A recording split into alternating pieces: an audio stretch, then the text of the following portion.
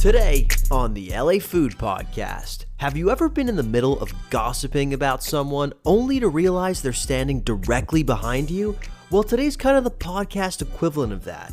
After years of Father Saul and I taking a fine-toothed comb to his annual lists of the 101 best restaurants in LA, LA Times food critic Bill Addison is with us today to dive deep on his recently published guide to the 101 best restaurants in California. Bill was an absolute pleasure to speak with and was extremely gracious in taking me behind the scenes of how this list came together, spilling the beans on what the standout stops were, and despite refusing to rank the list, I did get him to share who he thinks are the contenders for the title of very best restaurant in the Golden State. In part 2, we're joined by Nancy and Bits of Compliments to the Chef Pod, as well as by Jesse Evans, aka Jesse Eats, for an epic season recap of Top Chef Season 22. You'll want to listen to that if only to discover who among us won this year's edition of our Top Chef Fantasy Pool. Finally, a quick congratulations to the LA restaurants who earned recognition at this week's California Michelin Guide unveiling. A special shout out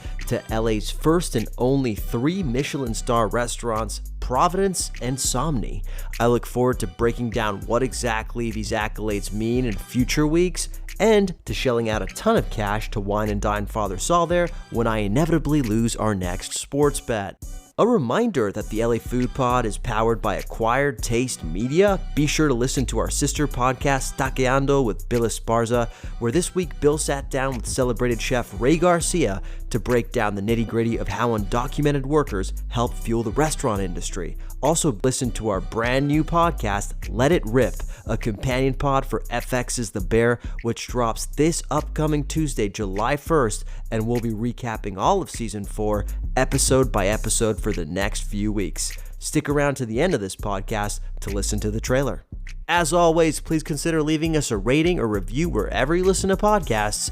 I'm your host, Lucas Servodio, and without further ado, let's chow down. The LA Food Podcast is presented by The Lonely Oyster. Unwind at The Lonely Oyster's Echo Park Night Watch. Did you know that every night is industry night at The Lonely Oyster, dear listener? Stroll in after 10 p.m. nightly for a one-of-a-kind experience designed for the night owls and hospitality pros. Indulge in $12 handshake cocktails, expertly crafted liquid chef concoctions, delicious late-night hot bites, and chef's choice dozen oysters. More than just a place to unwind, The Lonely Oyster warmly welcomes industry professionals, providing a space where like-minded individuals can connect, relax, and enjoy the camaraderie that comes with the late-night scene. Whether you're looking to kick back after a long shift or simply enjoy the vibrant atmosphere, late night at The Lonely Oyster is the perfect rendezvous for those who appreciate good company and great food and drinks. Don't miss this nightly affair and let the good times roll at The Lonely Oyster. Dear listener, I could not be more excited because today there's a man on this podcast who we've spoken a lot about, but I've actually never spoken with him. I'm talking about LA Times food critic Bill Addison. Bill, how you doing today? I'm great, Luca. How are you? Oh, I'm doing fantastic. People don't usually ask me that, so thank you for asking. Good. Hey, Bill, icebreaker question for you. I'm switching it up. We usually ask people what they had for breakfast, but for you, I'm going to ask you, what are you watching on TV these days? Ooh, just starting the second season of Andor, just finished Department Q. I'm into thrillers. I'm seeing a theme here. Yeah, in my other life, I would have been a TV writer who'd probably be struggling terribly right now. And thrillers would have been my genre. No reason you can't do both. I mean, there are only so many hours in the day. I spend a lot of time in restaurants, but God willing, maybe I'll do both. Yeah. Are you not, are you a The Bear person? I'm not. That show, I respect it so much. And so I should not say no because all the people involved who are LA based and do such great work, I appreciate it. But I worked in restaurants through my 20s, and that first season especially really gave me PTSD. It's a lot of people just yelling at each other in super stressful circumstances, and it took me right back. But like the Thanksgiving episode, things like that, like I keep keep in touch with the show just to make sure I understand the cultural touch points. So it's no slight to the bear. It's just it all just almost hits too close to home. No, I hear that a lot from people who work in and around restaurants or who have worked in restaurants, that Yeah, it triggers something that makes it difficult to watch. But I think that just means it's a good show. it is. It's a great show. Yeah, so much good acting and writing. Yeah, absolutely. Well, hey, speaking of good writing, we're here to discuss your guide to the 101 best restaurants in California. Let's start with the basics. How did you conceptualize this project? So before I started at the LA Times at the end of 2018, I was Eater's national critic for 5 years. Of course. And right before I moved to Los Angeles, I had finished doing a big California wide project. Eater's kind of touchstone number is 38. So we did like the Hmm. 38 essential restaurants of California. It was a big project with the editors on the ground in the major cities here, San Diego, San Francisco, Los Angeles. Even as finishing that project, I was like, there's more to this state. There's so much more. I barely scratched the surface. So even when I started at the Times in Los Angeles, is a world of its own, and I had a universe worth of learning to do. I kept it in my mind, and so I've been bringing it up to my editors for years. And a couple years ago, they said yes. Wow. What sold them? I think what sold them was the notion of one person, like has been done so often with the Los Angeles 101 Best Restaurants guide that we've put out every year since 2013.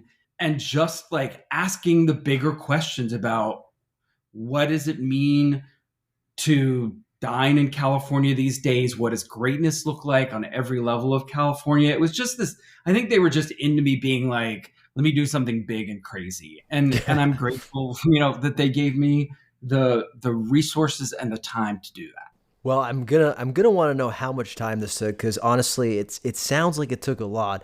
But my co-host and I are fascinated with the nitty gritty of how a list comes together. I'm not sure if you're aware, but we do a frankly psychotic analysis of your 101 every year. I don't listen because, I would like lie in bed at night thinking about the things that that you said that would haunt me. But I do know that you do that, and I appreciate it. And however it's taken in, it's a labor of love and exists to be debated. And I certainly understand that. Yeah, it's a great conversation piece, and we're just conversing about it, right? So Exactly.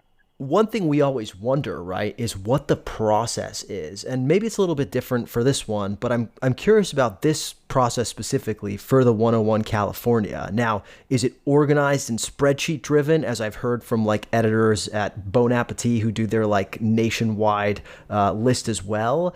Is it obsessive in like a red string and corkboard conspiracy theorist kind of way, or is it more of just a flow of consciousness joyride, stopping wherever looks good, where you've heard is good, and kind of going with the flow to compile your ideal list? Keeping with the thriller theme, I am definitely more in the obsessive in a red string and corkboard kind of way. I wish that I was organized enough.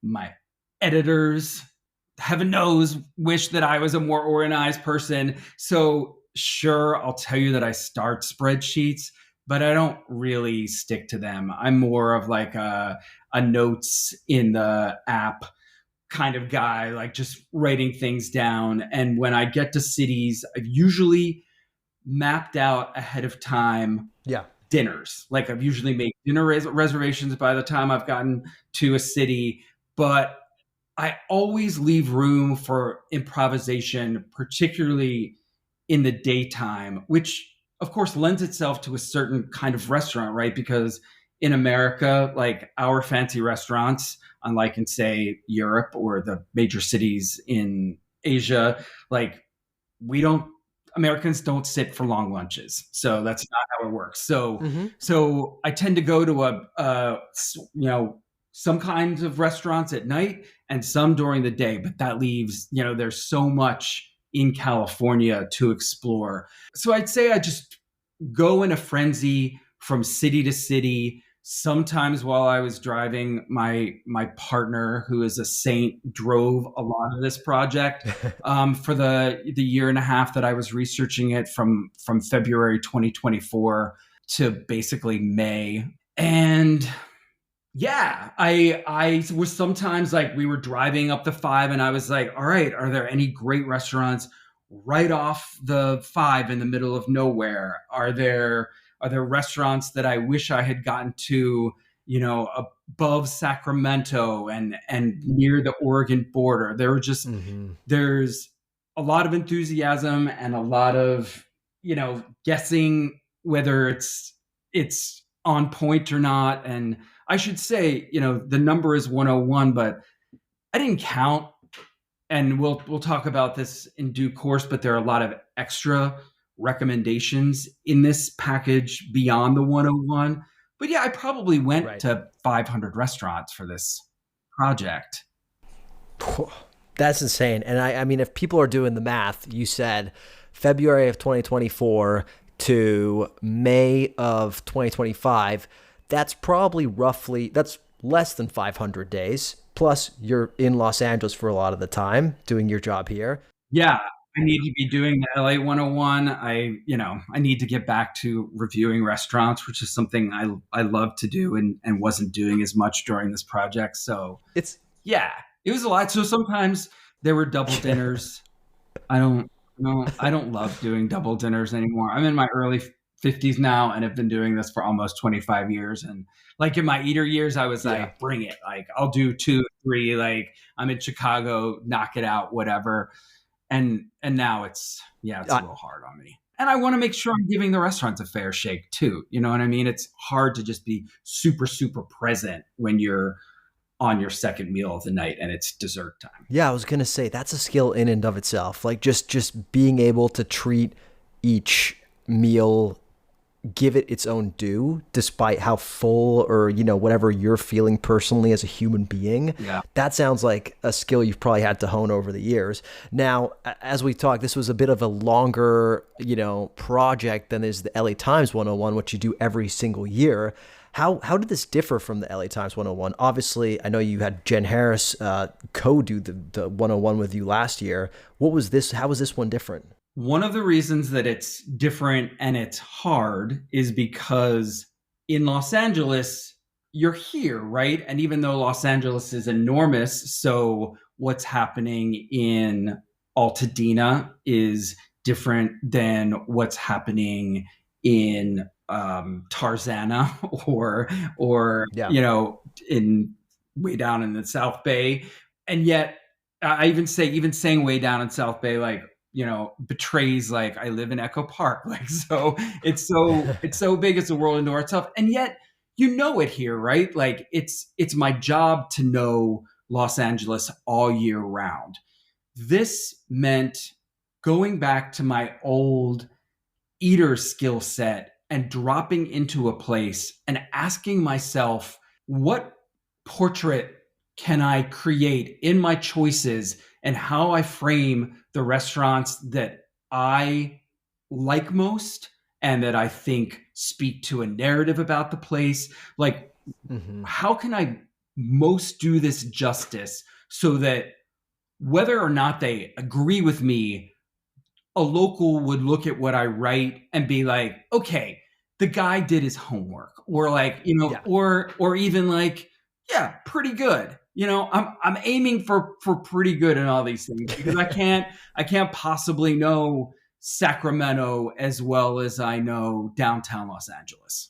That makes sense. I feel like aiming for pretty good in life is a pretty good bar in general. So I'm with you on that. The terrible truth is I aim for like perfection, which is terrible and torturous. So, if I reach pretty good, sometimes I live with it and it's good enough.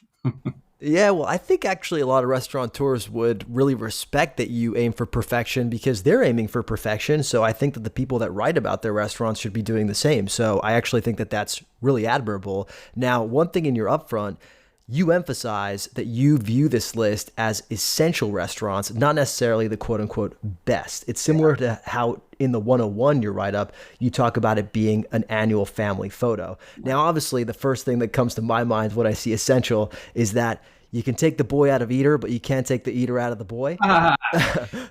Except, you know what? I will retort to that and say that Jonathan Gold and Lori Ochoa did the 99 essential restaurants at LA Weekly, which predates the eater essential word. So I would say more that it's coming full circle. That Ooh, word. I love that. I love that. Way to take my accusation and spin it on its head. Now, well, for listeners who get really hung up on that word best, how do you describe that difference? How do you articulate that difference between essential and best? So first of all, I have no choice with best. It is the four-letter word that I live with. I ask every year, softly, hey, how about we use the word essential instead? No, because people want, best, put something right in the mind. Like you're going to click on best. And again, even if you debate it or disagree or, you know, however you this thing registers, there's a curiosity about the word best. But how can one person, how could even five people possibly define what's best in all of California?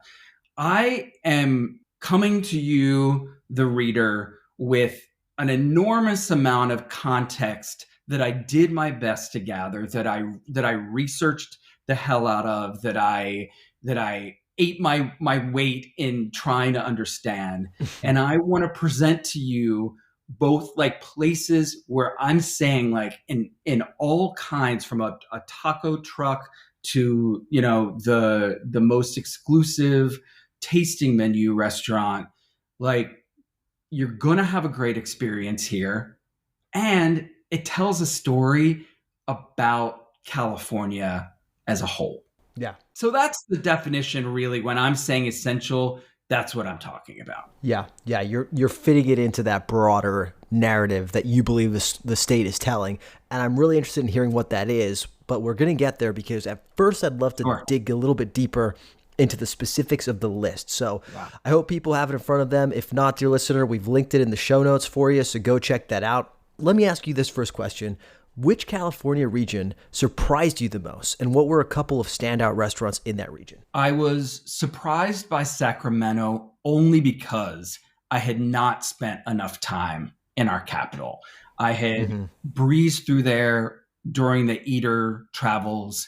Someone who lived in the Bay Area actually ended up writing, I think, the one restaurant at the time that landed on that list. And so I was really anxious to kind of dig in because it's so underrepresented. Even San Diego, which I think is also an undeserving underdog. Like there's a lot of good food happening in the San Diego area these days. But I think because it's a tourist draw, a little bit more about it. Sacramento, not so much. So I was excited to get up there. And I think, people who live in Sacramento, who look at the 7 or so choices that I made, half a dozen choices with other recommendations in there, might be surprised. There's this incredible diner called Jim Denny's that is 91 years old, and this amazing woman, Engina Guyton, her name is, recently bought it, like rescued it and turned it into her own thing, has kind of put her own kind of like Southern African-American roots into the menu in like some really beautiful, easy to love ways. I'm thinking like particularly of the pecan pie that she makes. It's super good that you get at the end.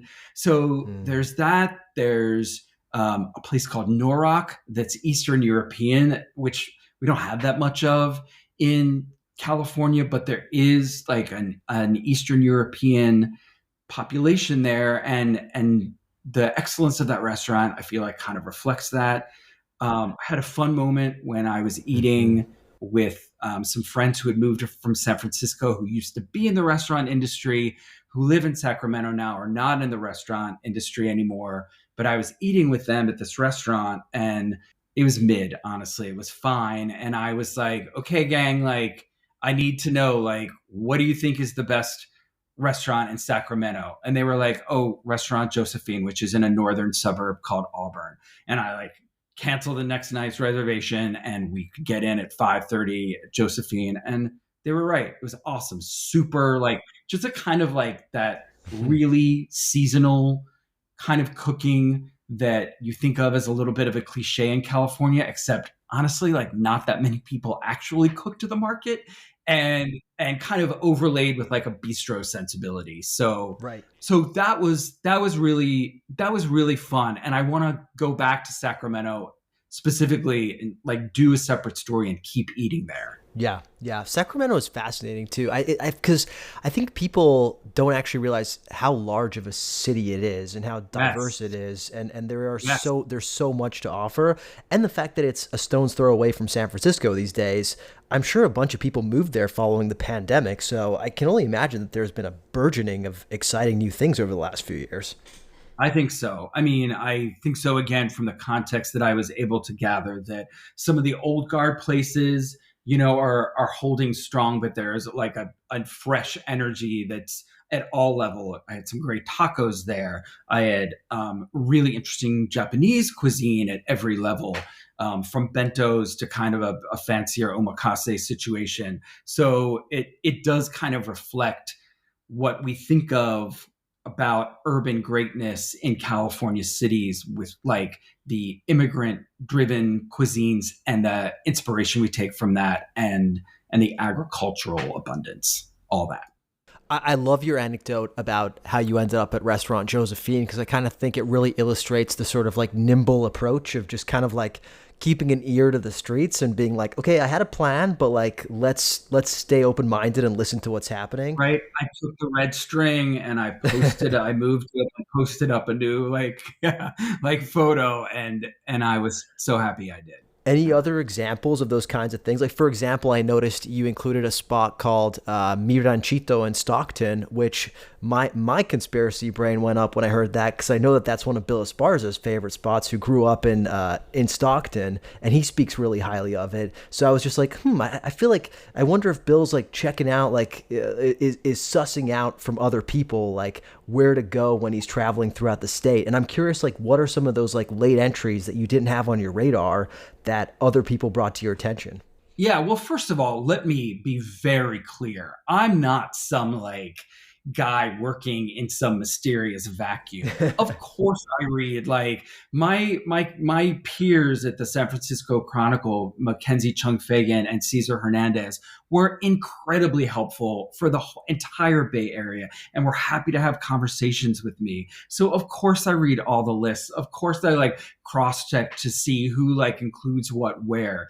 But I have my own, I can't possibly eat at all those restaurants mentioned, and I have my own intuition about things. So I just, applied that. But specifically to your question about Mi Ranchito, I very much specifically in the write up for that restaurant mention that both Bill Esparza and Gustavo Arellano separately, when I asked them for suggestions in the Central Valley, between Bakersfield and Sacramento, like, that's a lot of territory, and it was hard to suss out like what was specific to the place. They both mentioned Mi Ranchito for this specific Mexican American dining style. Hmm. And so I had, this dish a la Chicana that it's simple but really delicious. Strips of beef, sautéed and simmered with onions and green and red peppers in a tomato sauce, and they made these really cool tortillas that were like Mm.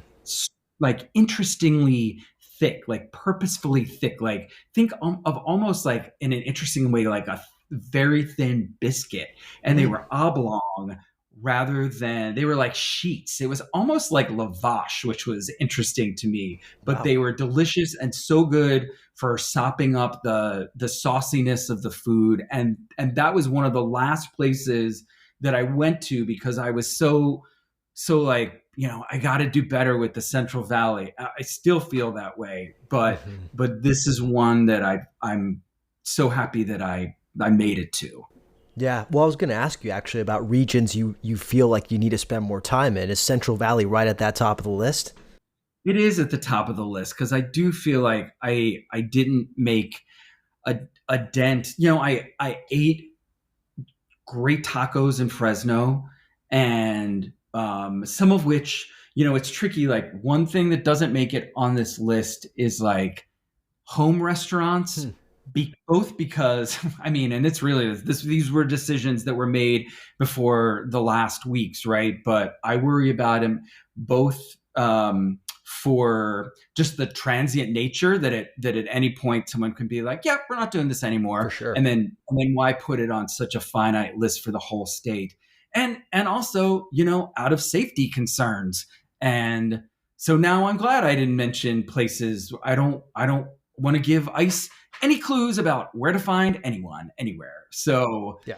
but they are there. If you DM me and I don't think you're ICE, then I'll tell you where to go for some under the radar tacos in the Fresno area. That, and then also, I don't know anything about the area above Mendocino, and Yeah. there wasn't too much that I could find that was like, wow, like up in Crescent City, right near the Oregon border, like you must go to this place, or Eureka, which I would like to go to Eureka, California. So I definitely should we do this again? And boy, it's a big should. There have been no conversations about that. That's where I'd want to spend some time. Yeah, that makes sense. I feel like that is a truly like I'm not going to say unexplored territory because there's a bunch of people that live there, right? But I just mean Right. like in terms of like food coverage, Yes. you don't see a ton of conversation around that. Now, one trend I'm noticing, especially when I look at like the James Beard Awards and who they're nominating or listing as semifinalists for Best Chef California Awards, Yeah. is they're really expanding outside of the big cities. Like they are doing their best to include spots that are in San Diego, spots that are, yeah, to some extent in the Central Valley, Sacramento. Sacramento, I know, has been nominated. Yeah, to the point. So yeah, I appreciate that approach. Absolutely. So with that in mind, what do you think is sort of the most like up and coming area in California that you're like, coming years, I could see that a bunch of like, or a nice selection or crop of chefs being in those conversations? So I would love to see more coverage, in the Stockton area of the Hmong Hmm. dining possibilities there, and the cultures, and how a lot of it is, weekend pop-ups and, events and festivals, and so I'm excited to see how, that community entrenches, creates, more permanent dining, more more permanent restaurants, and what that looks like. Sacramento, it's so amazing that Sacramento and San Jose, and of course Orange County, have these really substantial Vietnamese Hmm. communities. And I think that there is something in those cultures where the second and maybe even third generations are are going to come in and keep creating food that falls in that, third culture or identity based cooking. Sometimes I call it personal narrative cooking, because you straddle these cultures in your life as a person and you make sense of it on the plate for yourself and ultimately for others. So those come to mind as some cool places. I mean, I'm always excited because I'm a student of Arab foodways. I'm always excited about what's happening in the Anaheim Hmm. area and Orange County, and I'm always looking for that.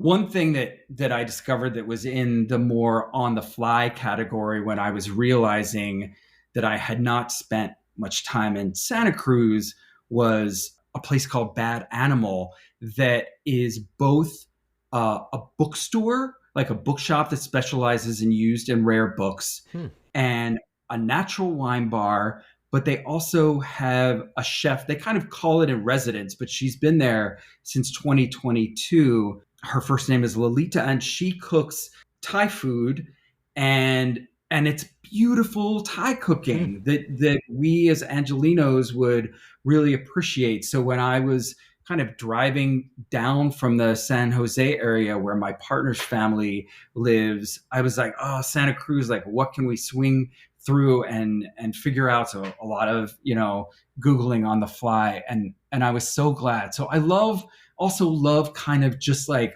unexpected things where it's not necessarily like, oh, there's a growing or an entrenched community and how do those cultures change, but like what are the surprises too, Yeah. you Yeah. know? That's a really good point. And by the way, your point about the sort of next generation of Vietnamese chefs is a super interesting one because I was just looking at the last 4 years of James Beard winners, and it really stuck out to me that Best Chef California has gone to Asian chefs for the last 4 years of the type that you're describing, that are second or third generation, who have grown up in maybe sometimes their family's restaurants and now are telling their own story through food. I think that's a really interesting trend that I think is no reason why it's not going to continue. Yeah, and is the beauty of California. Yeah.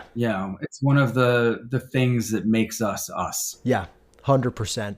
Well, one region I wanted to ask you about, which is near and dear to my heart, got married there and spent a lot of time there out there, but it's often referred to as a culinary wasteland by people who talk about food. It's the Palm Springs and Desert Cities area. What did you find out there? And what do you think? Why do you think it has that reputation with people? Well, okay, I can see why it has that reputation with people. I'm going to be real. Like it's a tour. It's a like you're talking about Palm Springs. It is like a tourism based community there in many ways, right? Hmm. And I don't think like that doesn't mean that you can't find great meals there. But I also feel like, what year did you get married? If you don't mind me asking. 2023. Okay. Oh, so recently. Awesome. So, yeah, like in the last few years, I feel like as Palm Springs has emerged and the Coachella and Yucca Valleys, like in general, emerging from the pandemic, whether, however, in the big picture, this is good or not, I feel like Angelinos either moved to those areas or fell in love in a new way. New generations fell in love with those areas, and so that just translates to more restaurants, of course, like more Yeah. people supporting those kinds of businesses.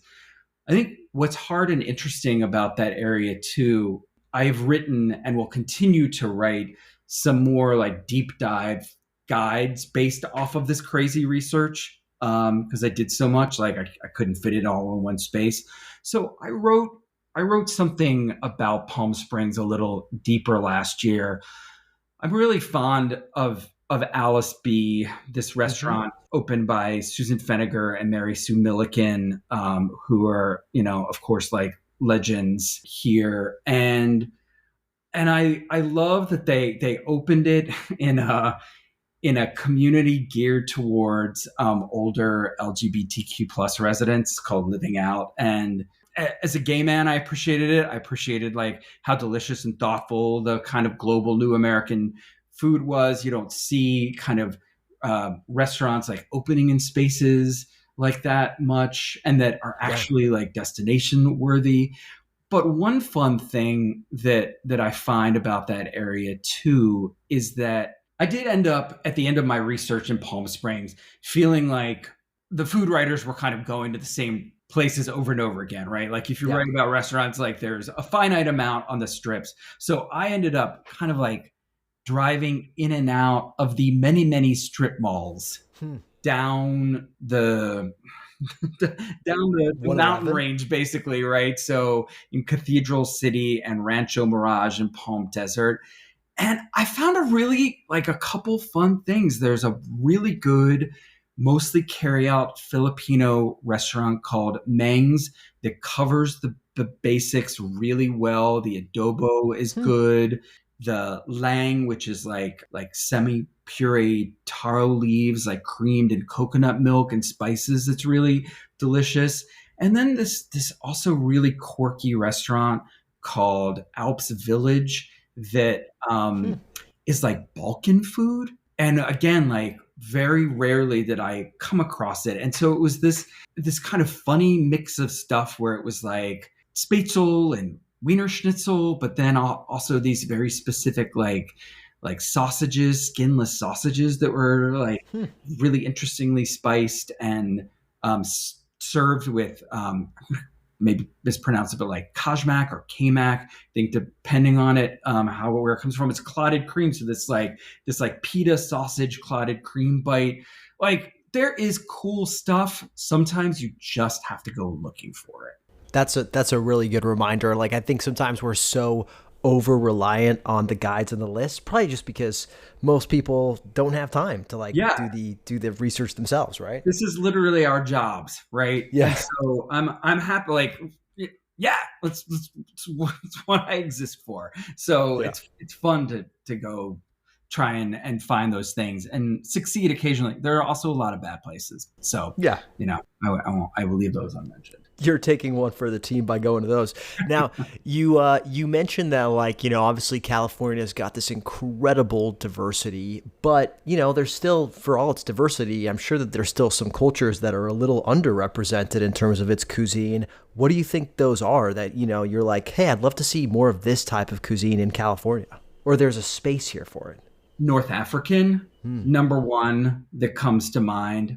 There's so little of that in everywhere in California. It's why Aziza in San Francisco always stands out to me because it feels Moroccan and it feels Californian, but the, Hmm. the Moroccanness like cannot be separated from the Californianness, if Hmm. that makes sense.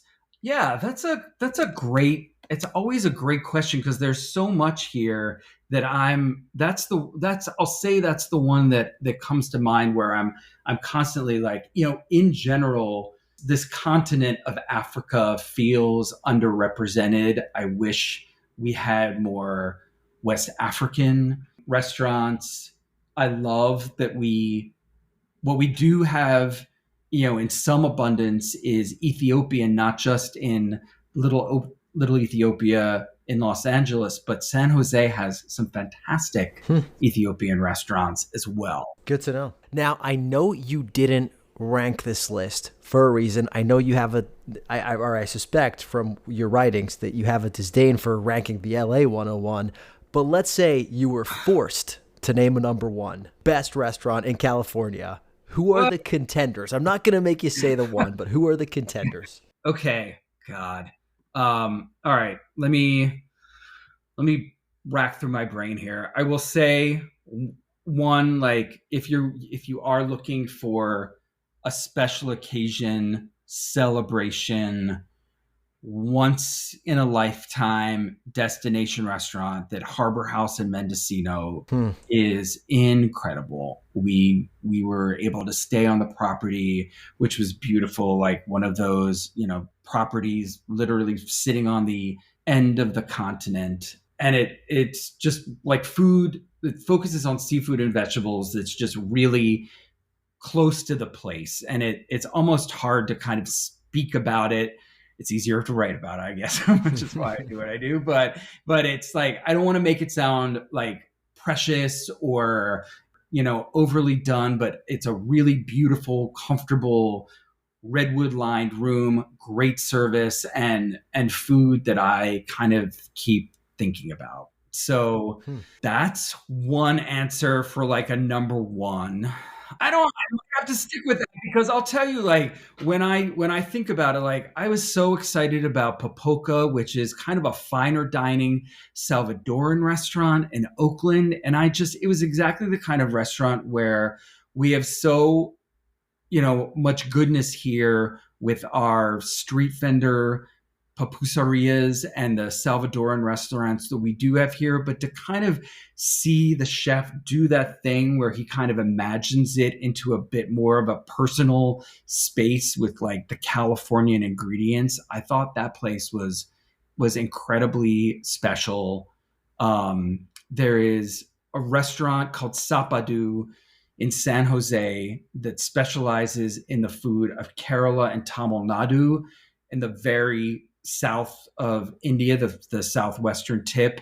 And man, that food was good. I've been to that region of India, and it had been actually probably since I'd been to Kerala and not eating in someone's home that I was like, you nailed this food. This is so good. And kind of that, always that disclaimer where it's like, I'm not looking for like strict authenticity everywhere. Like if it's not exactly like what I tasted in the home country, it's not worthy, but there's a spectrum that I'm looking on. And I feel like the list encompasses that, right? Where food that tastes, as close and as true-minded to the source as possible, and places that are just where the food is wildly reimagined, like Cato. It's a good answer. That's a good short list. And when your editors force you to rank it in the next iteration, we'll kind of know who to look out for. You will. But now, you pose this question in your preamble just to bring everything full circle. And your question is, what restaurants altogether tell the richest, broadest story of dining in California right now? My question for you is, based on your exploration, what is the story California dining is telling right now? That our immigrant communities make us who we are, and we feed one another in literal and metaphorical ways. Yeah, it's beautiful. And it's funny too, because like it's very timely, but that's kind of California all the time. It's California all the time. And we did end up, this project was scheduled for print a year out. There's no changing a newspaper schedule like that at the last minute. And we discussed, like, should we delay with the crisis going on in our community? And we couldn't really change it. And I think, the thing that I hope people take away with when I'm listening to the news, I'm angry and appalled and feel helpless sometimes about what I can do with these ICE raids and just the divisions in our community. I look down this list of restaurants and I'm like, this says a lot, and even when I looked at the places, like Mustard's Grill in Napa comes to mind, a very like kind of new American, meatloaf and grilled asparagus with burrata kind of restaurant. I think about the open kitchen, the window there, and I think about who I see cooking the food, and that's us as well. That's California too. So there's no place on this list in this project in what I do all the time that isn't touched by our immigrant communities, and it's hard to say it over and over again, but it is the case, and there's little else to say right now except like, it's so weird. I will say as a tangent, when I started writing restaurant reviews in the early 2000s, it was still largely that formula of like, try and tell a good story about the restaurant, maybe try and do your best to kind of fit it into the context of the city, but very much like, how's the food, good or bad, thumbs up, thumbs down, like what's best, what's worst, how's the atmosphere, how's the service out. And my job has changed so much where, of course these guides are meant to direct people to excellent meals, and that's how they should be used. But everyone I know who writes about food feels a bit of championing now, that it's important to kind of say, support in any way that you can. If somebody is brave enough to open a taco stand on the corner down from where you live, go swing by for some al pastor, Yeah, that's really well said, and it's a sentiment I think we cannot express enough in this moment. It's a really, really important reminder.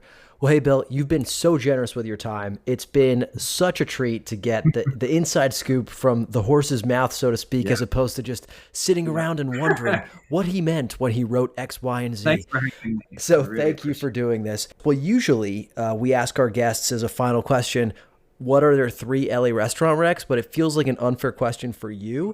So I'm gonna twist it a little bit. What are 3 LA restaurants you can't live without? Okay, I'm just gonna name 3 restaurants off the top of my head that I love so much and that are kind of a part of my life beyond my reviewing life. Sonora Town, I eat their burritos every other week at least. And also like the chimichanga, I get a burrito and then a chimichanga and then like often eat the rest for like lunch. It's a great answer. Azizam, I love Persian food and I love the kind of home style take that they have spun on it. And then I'm really in love with May Malai Thai House of Noodles right now for their boat noodles, just because I love that for under $10 you can just plop onto the counter, have like such a delicious bowl of noodles that kind of like pulls you in a bunch of different flavor and texture directions, and you're done. Like you're good to go. Those boat noodles are my love language. This was not a competition, but you answered the right answers. So good job, Bill. Thank you. Hey, as I said, thank you for joining us. Now that we've broken the seal, we'll have to have you back on sometime. But we really appreciate you making the time for us. I would love to come back anytime. Thanks, Luca. Dear listener, I made a deal with my wife. She let me start a food podcast and eat ungodly amounts of noodles, pizza, sandwiches, and more under 2 conditions. One is that I never utter her name. The other is that I find ways to be healthy outside of my work in food. Being the fantastic partner I am, I found a few ways to up my health game. I exercise almost every day, I try to sneak in salads for lunch whenever I can, and I only ever snack on healthy foods. The macadamia nut has become an essential part of my daily routine with the best omega-6 to 3 ratios in the nut game, 8 times better than pistachios and 20 times better than cashews. At houseofmacadamias.com, they've got a bunch of different macadamia products that you can enjoy, like savory and sweet snack packs and chocolate-covered snack bars. One of the problems with macadamias I've found is that they can be expensive, but I'm solving this for you, dear listener, because as of today, all you've got to do is head to houseofmacadamias.com and use code LAFood to get a 10% discount on a healthy snack that also happens to be delicious. So what are you waiting for? Head to www.houseofmacadamias.com/discount/LAFood and go nuts. Dear listener, it is that time of year. It's time for our Top Chef Season 22 recap. And to do so, I am joined by an all-star cast, the least of the all-stars amongst us. It's our LA Food Pod Top Chef correspondent. Father Saw, how you doing today, buddy? I'm doing great, man. I've been looking forward to this. It's going to be a great conversation. Okay, good for some, I think. Less good for others. Nancy and Bits, of course, from Compliments to the Chef. Nancy, Bits, how you guys doing?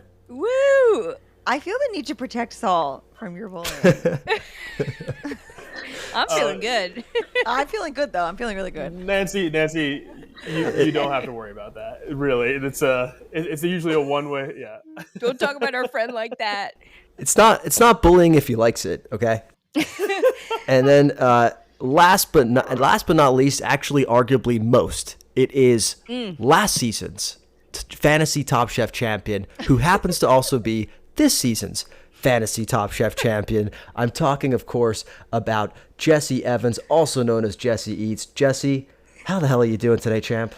I am great, and I am so happy to be with all of you, because at the end of the day, we're all just Top Chef nerds, and it's fun just to get together. Oh. Wow. And Jesse has left the That's chat. so funny. Yeah. So, dear listener, you're not privy to this, but Jesse just fell off our chat. So I guess the winning got to be too much for her, I would say. We intentionally kicked her out. We're sick of her. Sick of her winning. Seriously. Heavy is the head that wears the crown, that wears the toque. She said all she needed to say because she won the whole Yeah. thing. Like, what are we gonna belabor the point at this she's point? done. Like, That was the ultimate mic drop. That was. Like, I'm She's like, great. I'm not hanging out with you losers anymore. Literally, it was just like, hi, and fuck you. Hey, Saul, while Jesse's gone, why don't you give our listeners a quick recap of just how close or not close it was in Fantasy Top Chef? Happy to. I have it pulled up right here. In third place, unsurprisingly, the LA Food Pod. I will say that we pretended, I think, to be chill about the draft. I did so much research. I tried so hard. And we finished in last with 85 points. Compliments to the chef with a very, very respectable 106 points. Triple digis. As they will tell you more, the most representation in the final few episodes came from CTTC. However, Jesse Eats with the genius pick of Tristan Epps in round 2. 170 points of Holy moly. sheesh. freaking blowout. It was Sheesh. not close. Jesse's, I'm assuming, just off like celebrating. She probably is. Riding the sunset. Yeah, exactly. That's what we got. That's what we got. Yeah, well, is this an omen that we should maybe put a pin in Fantasy Top Chef for the foreseeable future? I don't know. I guess we can discuss that later. We will be waiting for Jessie to come back on to tell us just how she did it. I should say at this point probably that this is not going to be a spoiler-free conversation. We're very much getting into the winners and losers. So Saul already kind of alluded to the fact that Tristan was a big pick. I mean, we're posting this like 2.5 weeks after the finale. So like Okay, but we got in trouble. Nancy, we got in trouble. We had Really? some write-ins. Well, We had a okay. couple folks write in. In our defense, from Yeah. a legal perspective, we spoiled nothing. oh right, yeah. Like Correct. we are not in violation of any contracts with the show. However, we did immediately upon airing like post things, and we got a little bit of feedback from our fans that was not good. All fair. All fair, all valid. It was One was my a fault. nicer message than the other. The other was pretty mean. But So wait, is the solution to post like a Friday evening instead of a Thursday night?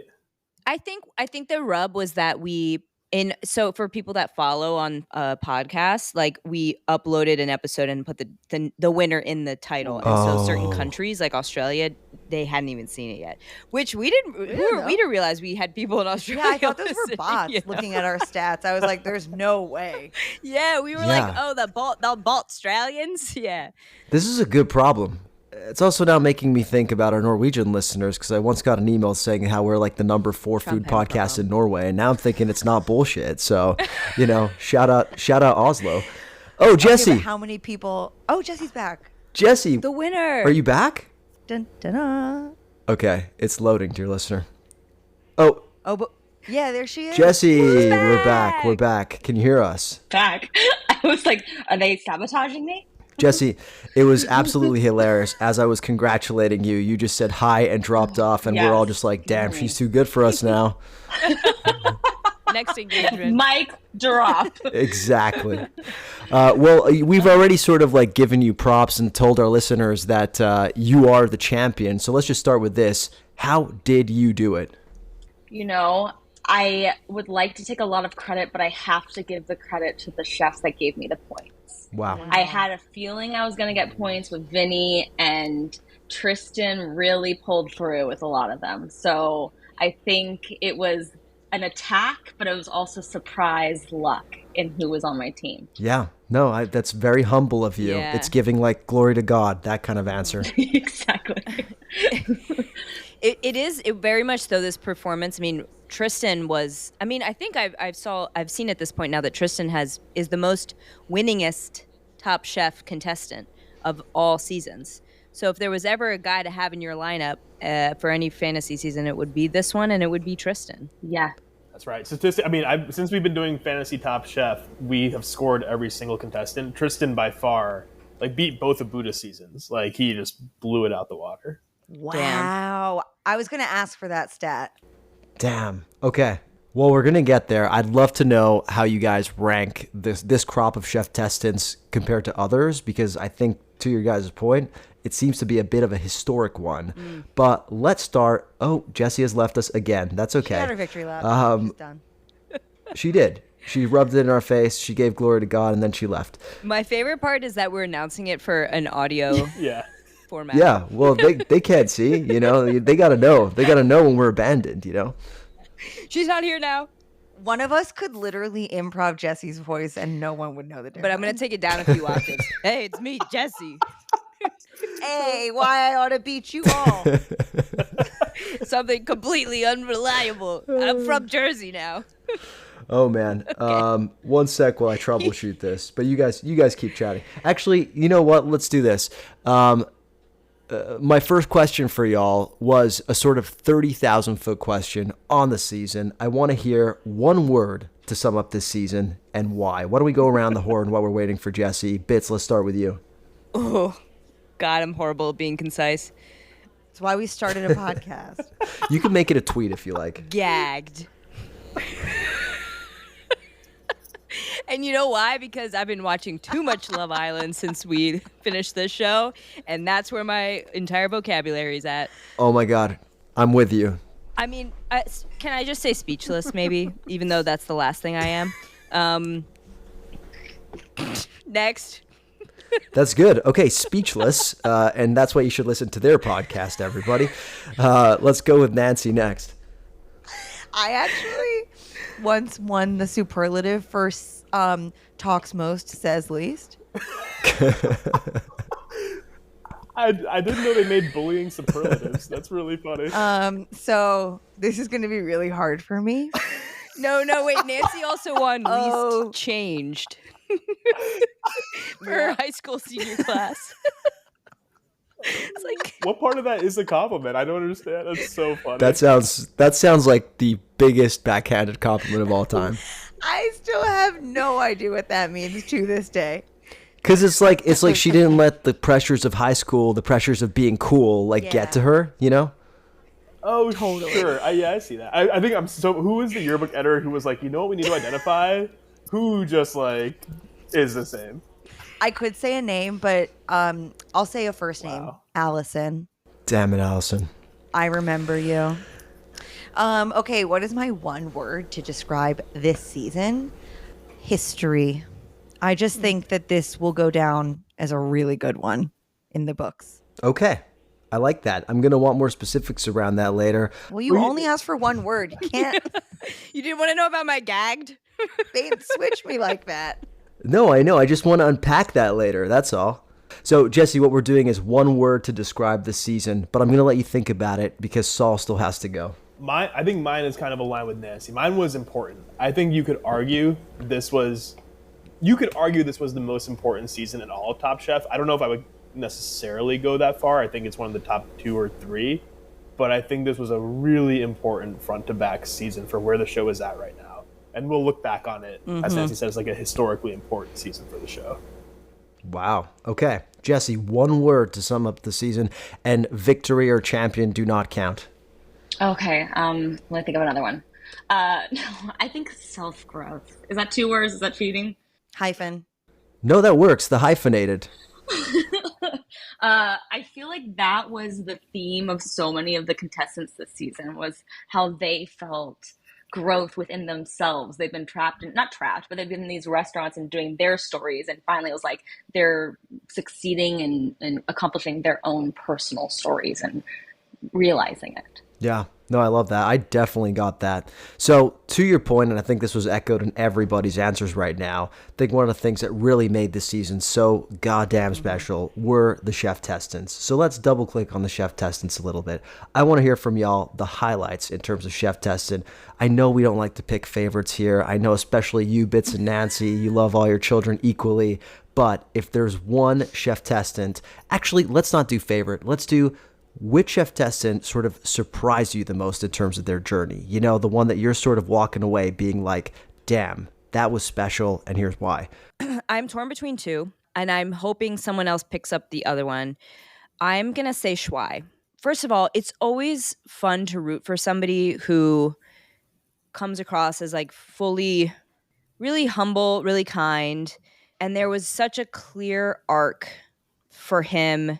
There was this moment in the season, and it honestly, I think, was the last time we touched base with you guys. It was right around those episodes where it felt like the things on the board were starting to move and people were starting to lock in. And I think for Schwei, what that's looked like was knowing that his food was not that he ever thought his food wasn't good enough, but knowing that the chef he is could take the food he knows to such an incredible height that maybe wasn't the relationship he had with that dish, but built a new relationship with that food and introduced that story, that food to others in such a surprising and fun and flavor driven way. And I just really, oh my God. And the moment he read that note from his wife, oh my God. I know it was like not food related, but just how could you not root for a guy like that? So I just loved watching him. I loved seeing his dishes in the finale. I'm going to go Schwei. I love that. That was honestly the problem with me with all these shift testants having such good personal stories. When you have to, like, from a fantasy perspective, you want to be rooting for your team. It's like, I couldn't hate on your guys' team, like, except for a couple shift testants who I won't name, who just got under my skin for various reasons. But that also makes for good TV. But like, it's just, you know, everybody had such nice, compelling stories, and that did make for a special season. Shawai definitely among them. So how about you? I mean, aside from Tristan, who I think it was surprising for obvious reasons, I'm gonna go Bailey. Bailey, who I think, I don't know this for a fact, but I'm pretty sure historically no one has ever been eliminated as early as Bailey and come back and made a final. I'm willing to bet that's true, because I don't think anyone who's come back from first round of Last Chance Kitchen, rather than the second round closer to the finale, I don't think any of them have made it fully to the final. I apologize if I'm wrong. I think that's really interesting. She seemed like someone early on who was like, she's a little bit too young. I like still sort of figuring it out. I don't know if she's quite going to have the chops to make it. Completely like gets reinvigorated by LCK, comes back with a clear perspective, and I think really sort of established herself through the season. She didn't win, I think, a ton of challenges, but Tristan's there, so I mean that's not necessarily her fault. I think that's a really impressive sort of overall arc for the season. So I'll go Bailey. Mm-hmm. It's a good reason. All right, Jesse, how about you? Chef that surprised you the most? Massimo. And I wanted to not like him. I obsessed over the trailer when we were doing our league and doing our voting. And he came across like a jerk, but we realized through the season, it's like a funny jerk. Like there's heart there. His food looked really good. And I think he broke the judges, which I loved. Yeah. They couldn't have a stoic face because they were enjoying his like comedy and comedic sense and sense of humor. So Massimo was my surprise chef testant. Oh, I love that. I can't even talk about Massimo. It's like, you know, it's like I feel so much pain around that, because I really feel like he was carrying the load for our team. His elimination, I was probably the most moved I've ever been watching Top Chef. Probably because I had a personal investment, but also just because of his character arc, to your point, Jesse, from this like jerk start to this person that's won over the respect and love of the judges and his fellow testants. It was just beautiful to see. So sad to see him leave. Nancy, how about you? Yeah, Massimo and Bits and I talked about this. Like by the end, it was sort of the thing with the judges where it's like, we can criticize him, but no one else can criticize him. Like, he's ours. Looking at you, Janet Zuccherini. But, okay, for the sake of first, I'm going to respond to Saul. I believe there is one other chef who has been eliminated that early on and made it to the finale, which is season 12. Gregory Gourdet's season, and I remember this because the very first quickfire is what do they call it? A sudden death quickfire. And the guy who got eliminated cooked against Gregory Gourdet. He gets shut out episode 1, and he makes it to the finale from Last Chance Kitchen. That's right. He doesn't cook the finale. I forget. He's the guy who cooked with Mike Isabella. So, you know, in retrospect, but he did a good job. That's a great pull. And I know that because, as listeners of our pod will know, Bits and I have rewatched multiple seasons of Top Chef during this one. But to get to my answer to your question, Luca. Okay. For the sake of diversity, I'm going to say Cesar. And it is because what Jesse said about what made the season so great was that a lot of these chefs were finally able to like dig in and do things that they've always wanted to do, but were not in a professional environment that allowed them to do it. And I think Cesar is the number one example of this. He was doing crazy kooky things that I'm sure, you know, the chefs he works for and the people he's worked with admire about him as like a hobby, but he doesn't really get the chance to do in the restaurants he works in. And so that he was able to pull out pickled dessert, you know, I would put that in the category of like manifesting who they've always wanted to be. Yeah, that was really cool. No, Cesar is a great shout. Also, I know you have a soft spot for him given the plants under the bed thing. That really tugged at your heartstrings, right? Yeah. Whatever. I thought it was cool. Get over it, Luca. Hey, no, to each their own. Absolutely. Well, hey, I think the sort of biggest character we haven't really touched on of the season is the setting. It's not really a character, but it's one of the most defining elements of the season. It's the fact that we were in Canada for the first time ever over the course of the season. We had some mixed emotions about this towards the initial part where Saul and his xenophobic self wanted this to be a true blue American season. But then also in the mid-season, we were kind of like, we're just not sure Canada's really bringing anything, right? We're not really sure they're taking advantage of the Canada of it all. How do you think the second half of the season went in terms of like hammering home Canada before they eventually went to Italy? I think they had like one shining moment with that calorie challenge, which was great. I would think that what you just expressed, Luca, is also the general sentiment on Reddit, my new favorite website. But everyone was like, Top Chef Canada, more like Top Chef Studio. Like they were essentially in the Top Chef kitchen for most of it. I literally wrote that joke in my notes. Wow. Yeah. I should hang out on Reddit more, apparently. So I'll be honest, that's your burner account. We know it. But yeah, I think that Canada, I hesitate to say Canada brought nothing because I don't know what the circumstances were with production and like how much they were able. Yeah. There's clearly a reason why they had to actually create a dépanneur in the studio as opposed to bring them to one. So maybe they just had a lot of restrictions on what they were able to film. I know Canadian TV has a lot of like it's federally regulated. So maybe there were some issues. But in general, I think I feel neutral about the Canada of it all. Wow. How very Canadian of you. There was a mid-season interview that Tom, Kristen, and Gail did with Hollywood Reporter where they claimed that the ratio of challenges in the studio and outside was actually the same as prior seasons, which like didn't feel right. And or for some reason in the first half of the season, they just didn't hit very well. I remember texting Luca at like episode 5. I'm like, wait, are we still in Toronto? I like forget where we are right now. Like it doesn't even, it's like resonating so lightly. I wonder if it's the type of challenges that they chose to do in the studio. There was a challenge where it was the seasons. They had to cook dishes with ingredients inspired by seasons. And they were inside. And it was, look, we brought you farm fresh things from like this roof garden. And then, okay, now cook inspired. I'm like, this is the most nature inspired go touch grass format, and we're in the kitchen. So I think it's just what they did with their time outdoors and indoors, with the exception, of course, as Nancy said, of that really exceptional episode in Calgary. Like in my mind, honestly, did that like I'm trying to decide if it more than made up for it or if it made me more upset that we didn't get more of that. Yeah. And maybe that's what made it so special. I don't know. Just as a reminder for the people who aren't scrolling through the Reddit boards all day, the Calgary episode was the one where they did like the Stampede themed challenge at the start, cooking for festival goers. And then the elimination challenge was the foraging part. Yeah. Right. Correct. That is an all-time, actually, when you think about it. That's like all-time That was episode. incredible. I think it was my favorite of Was the it season. 2 different episodes? I thought they did 2 things. Maybe I might be wrong, but I thought the foraging episode was no quick fire, but it doesn't matter. It was like just Calgary was. Wait, Saul, you might be Yeah, right. the pancake Everyone one was continue maybe your a different- conversation. I'll confirm. Yeah.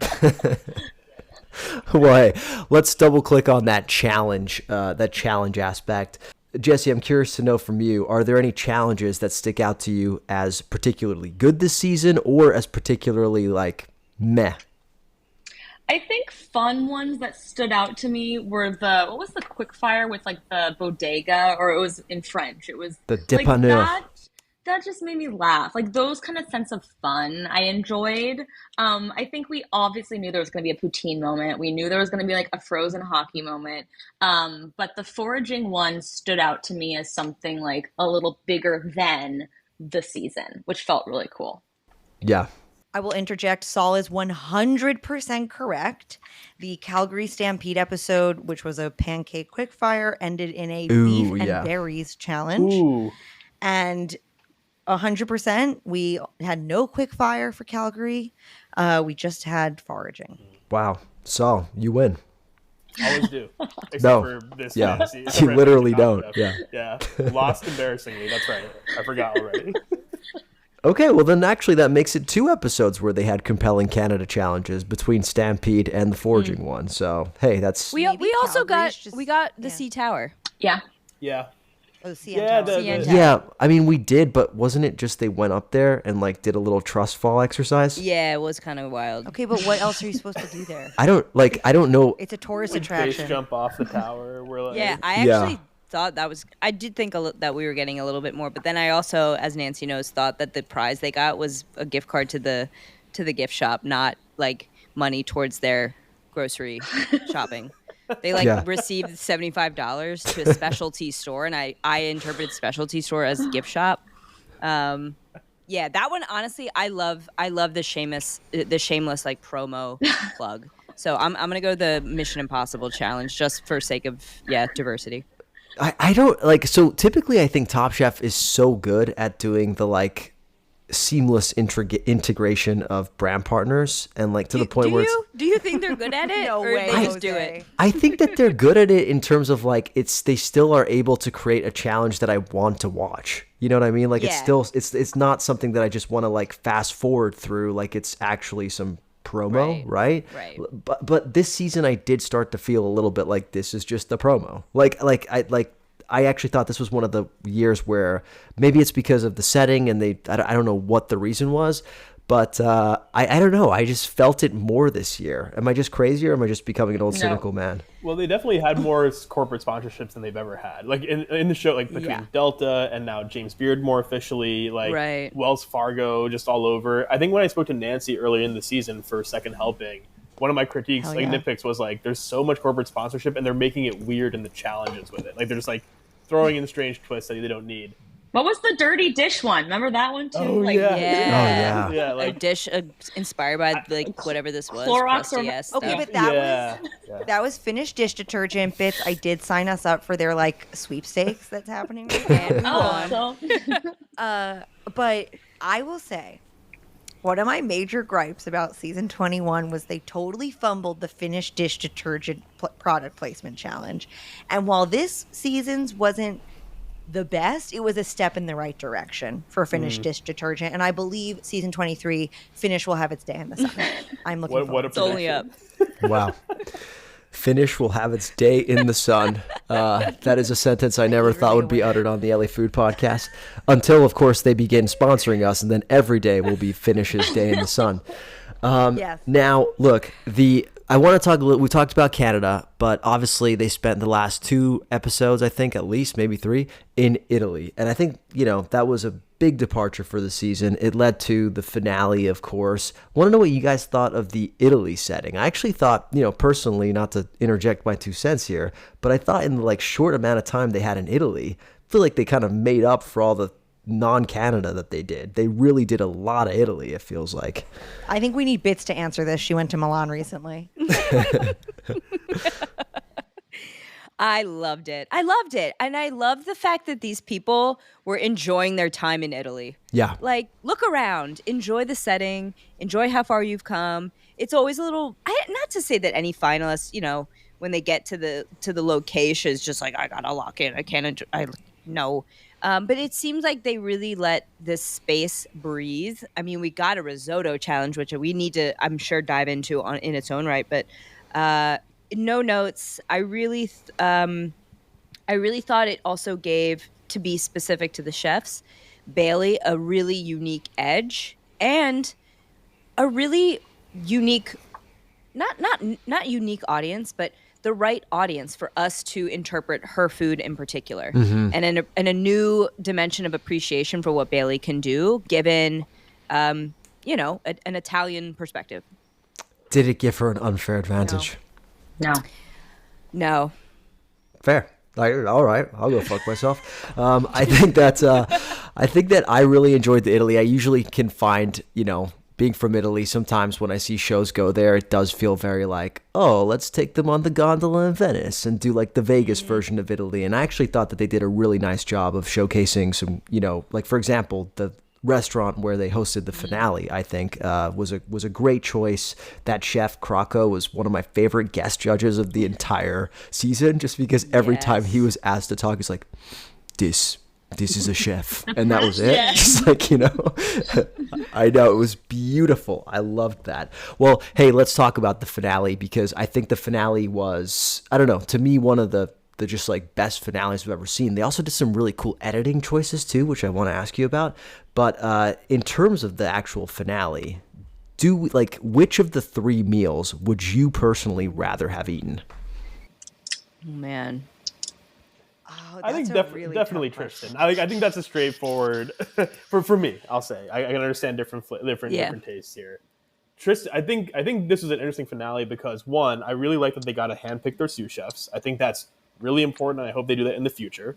I think, and this is confirmed by follow-up interviews, that Tristan won it handily and did something that I think is so, like, it harkened a little bit of Melissa King, bringing her like identity and culture into Italy and like infusing it. But I think Tristan, like, his execution was so high that you could pretty much tell, like, one of the guest judges actually said that by dish 3 it was over. Like, they knew he won. We did the oxtail Milanese, which, my other note on the finale, and then I'll pass to someone else. So funny to see Richard Blaze and Tom Colicchio with their TV producer hats on, where Richard like says on the dessert, like, I think Richard clocked like that it was over and like threw out a criticism of dessert, being like, this is interesting, but is it delicious? And I was like, it's delicious, Richard. You just know they need to cut someone saying something we mean appreciate you about his trying. meal, so there's like some level of tension. And then Tom, I know, like, they like rarely, if ever, do this. I can't think of a single other season where Tom has not said, let's go course by course. He did not, like, in every season he goes, let's go first course, second course, third course, and see who like won each course. In this one, you'll know he goes, these meals are so different, let's just go meal by meal. And what I think that did was allow them to appreciate each finale meal in its entirety without going like, course 1, Tristan, all right, course 2, Tristan, course 3, also Tristan. Like, I think he just like knew that a better story for the finale would be like to recognize and acknowledge each person. Great observation. And then, like, they knew. That is a great observation, Saul. That's why we keep you around. How about you guys? Would you guys agree Tristan was the meal you most wanted to eat? I think so. Okay. I really want to eat every single dish. Yeah. I'm curious about the octopus with the mozzarella, just for personal sake. Octopus is always like my barometer of a dish of how a chef cooks. And with the cheese, I loved the story of it. It was like two lovers that shouldn't be together but are. I loved that. But I think as a whole meal, Tristan, 100%, I want to try that because I think it just tells his story course by course. Oh, see, in the way that you're obsessed, well, you didn't say you were obsessed. Oh my God, Jesse's so obsessed with octopus. In the way that you kind of like lift that dish up as like a really good example of just understanding a chef, maybe understanding Bailey in that moment. I felt that way about Shuai and Bailey's respective desserts. I actually thought they were just such the perfect finishing touch on their story arcs. For Bailey, it was seeing someone, was it Claire? Claire Smith. Yeah. Who came in and said, I understand Bailey now. Like, I get the chef she is. And I loved that. And same for Shuai. Like, that Claire Smith had a bite of this ambrosia salad. Ambrosia, yeah. But that to me is what kind of Shuai has been. Is just like really kooky, not in a kooky way like Cesar kooky way, but just fun, like fun, focused bam of flavor or idea. So I just, to me, if I were to pick maybe a course in the whole dinner, I really liked the dessert for everybody. Yeah. I really liked that it wasn't this like, womp, at the end of this season. It was just like exactly where this season needed to end. It really stuck the landing. I'm going to ask a dumb question. Oh, yeah. Dumb question for you guys. Oh, for the first time ever? Wow. Dumb question from me. Yeah. Thanks, buddy. Hey, why does nobody stick up for me when he's bullying me? Hey, so do we think, I don't know, this is the first time I've ever thought this, but the sous chefs, right? Do they have too much power to fuck it up for the main chef? If you give it to them. Well, yeah, Well, exactly. And the cook on the fish, I think was a mistake. I think that, I mean, I don't think that would have made a win over Tristan, but I do think if this is your final episode of cooking and you want to show your cook, you've got to do the protein. Yes. That's a great point. That's exactly what I was thinking about, Jesse, was the fish. And yeah, granted, that was probably narratively Bailey's weakest dish, like as explained by the judges. But yeah, that is kind of, to your point, Bits, like if you let it, like you kind of have to be making the right calls in terms of what you delegate, right? Well, so Luca, back to you. I mean, what were your thoughts on who ended up with whom as far as sous chefs? I never have expectations on that because I feel like that's so dictated based off the internal dynamics that I'm just used to expecting completely random combinations I wouldn't have thought. I wouldn't have actually picked Zubair for Tristan. I didn't really ever clock that, relationship, right? But then when Tristan explains why he's picked Zubair, I'm like, oh yeah, that makes sense. Zubair cooks with a lot of spices. He understands how to layer spices, balance spices, and that's so central to what Tristan does. I'm like, okay, duh, that's a no-brainer, right?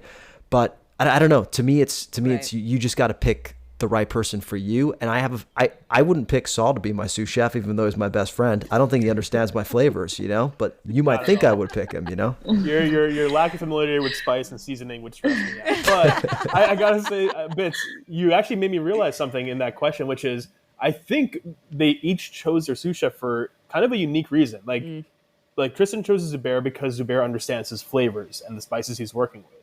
I believe Bailey chose Lana because they were like good vibes. I want like this person, it seemed like a much more relationship based thing. And Shuai chose Paula, I think a bit out of like respect. For Restaurant Wars, yeah. Restaurant Wars, right? She was like, you took one for us, come and experience. Yeah, and he was all like, of them were on our fantasy team. I just want to go on record. Great. Yeah, except for Zubair. But here's what I will say. I say this a lot on the pod, which is Top Chef is to be Top Chef, and what separates Top Chef from just like a really good contestant on the show is like the holistic understanding of what it means to run a kitchen. And it's not about just being a good cook. And I think that being a chef and running a restaurant means understanding people management in a really big way that I think a lot of people who set out to become cooks don't realize is part of it. And so I think this is just elaborating on Bits' very succinct, shout out to you, answer of like, if you let it, knowing people, how they cook, how they work, and how to put them in a successful position is the measure of a top chef. And I think Tom Colicchio would say that. I think all these people would say that. So I actually think the sous chef in the finale is also part of the evaluation. Not explicitly, but if you are able to get a good result based on your management of that person, it shows that you possess those qualities of a top chef. Great point. Wow, really well said. I mean, yeah. And Bits, earlier you said you weren't good at being succinct, but if you let it is like the most mic drop answer ever that we basically just all expanded on. So good job by you. I said it loudest. You said it for the longest. So obviously, one of the most important aspects of the show are the guests that come on to judge. And I want to know from y'all who you think was the best, most unforgettable guest judge of the season. Nancy, I see you bursting at the seams to answer this one. Michael Cera. Oh, I thought we were going to say Michael Cera ruled. Oh my God, Bits, what were you going to say? Wait, Bits, what are you going to say? Wiley Dufresne. Wild is... No, we can't not say his name like that. But go on Michael Cera because I just needed to take that moment. Okay, cool. Michael Cera, underground Top Chef superfan, also had exceptional critiques of the food. Yeah. He was really articulate. He was really spot on. And he was a joy to have on the screen. Yeah, he truly was.